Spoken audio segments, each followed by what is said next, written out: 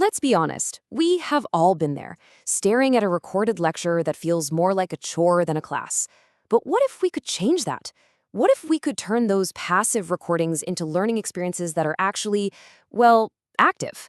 In the next few minutes, we're going to dive into how to design asynchronous video that doesn't just talk at you, but actually connects and engages.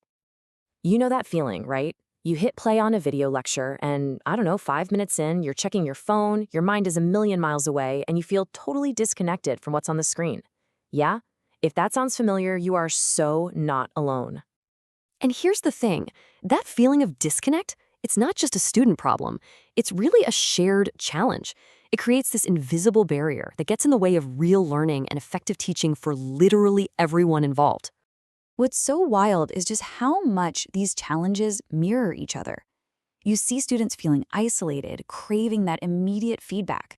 And on the other side, you have faculty who are missing that spontaneous dialogue, that back and forth that lets them know if they're landing a point. Both sides are basically struggling with the exact same thing, a loss of connection. And that brings us to the big idea, the fundamental mindset shift we have to make. The solution isn't just getting better at hitting the record button. It's about starting to think like a designer, to purposefully, intentionally craft an entire learning experience. Right. This shift from just recording to actually designing, that's where the magic happens. It's about being intentional with every single choice we make, from the script to the visuals to the follow-up, all in service of the learner. And listen, the payoff for this is huge. When we design with purpose, we create content that's not only flexible and accessible for all kinds of schedules, but it actually encourages deeper thinking and reflection. It opens up this whole world of using richer content like cool animations or historical clips, things you just can't pull off in a standard live lecture. Okay, so where do we even begin? Well, it all starts way before you even think about hitting record.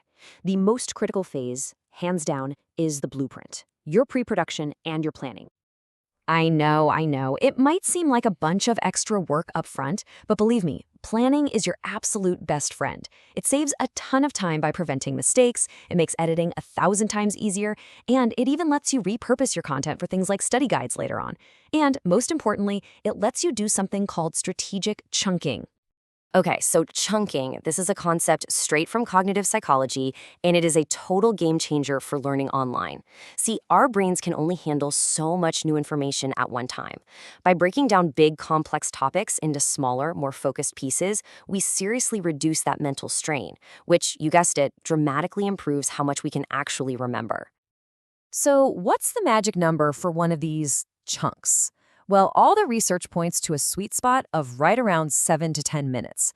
Go much longer than that, and you really risk losing your viewer's attention and just completely overloading their brain. And keeping videos short like this is just so effective. I mean, this bite-sized approach totally caters to our modern attention spans. It prevents that cognitive overload we were talking about, and it makes it super simple for a learner to go back and review a specific concept without having to scrub through an hour-long video. Now, the best way to plan a chunk is with a really simple script. Seriously, think of it in 3 parts. 1. The intro. Hook your viewer in the first 30 seconds with a surprising fact or a great question. 2. The body. Focus on just 1 to 3 key ideas and use really clear examples. And 3. The conclusion. Just wrap it all up with a quick summary and a clear call to action. Like a question to think about or a next step to take.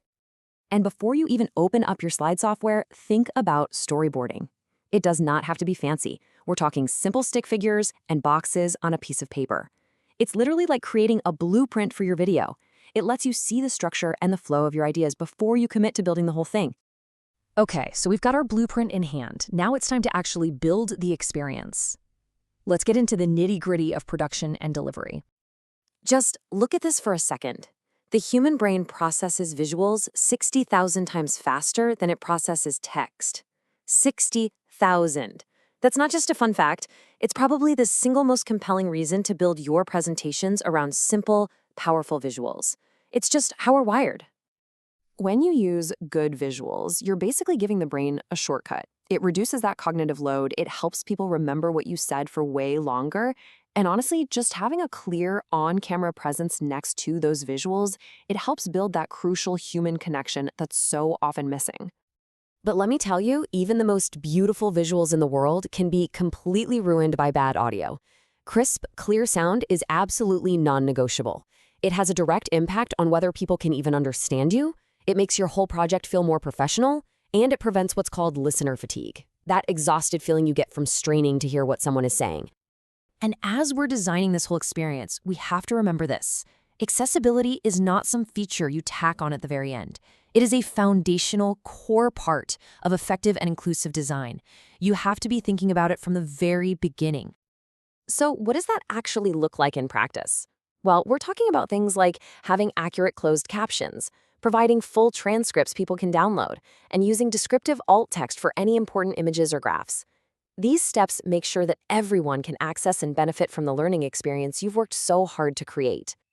So you've done it. You've planned, you've recorded, and you've published your beautifully designed video. Are you done?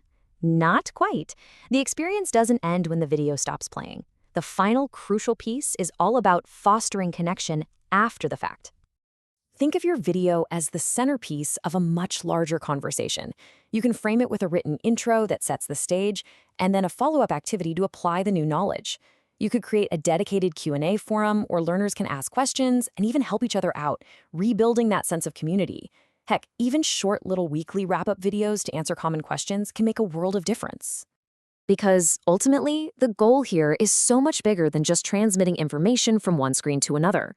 Intentional design lets us bridge that async disconnect, create a real sense of connection, and spark the kind of genuine curiosity that drives true learning. It's how you turn a monologue into a dialogue. And that really leaves us with one final thought. Look, this doesn't have to be a massive overhaul. So ask yourself, what is one small, intentional design choice? Like scripting just your intro, or finding one great visual, or planning one follow-up question? What's one small thing you can do today to turn your next presentation into a true learning experience?